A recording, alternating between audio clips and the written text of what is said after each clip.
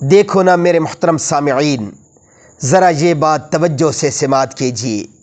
جنت میں کوئی عبادت بھی نہیں ہوگی۔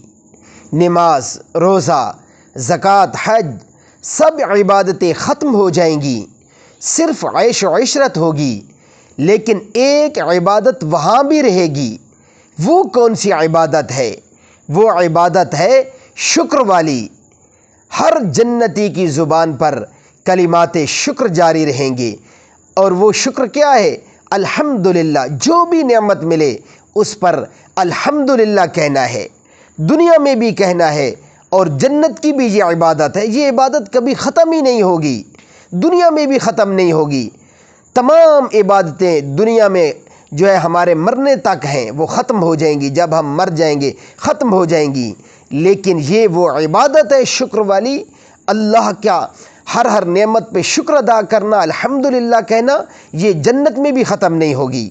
حدیث پاک میں آتا ہے کہ اہل جنت کے منہ سے ہر وقت حمد جاری رہے گی۔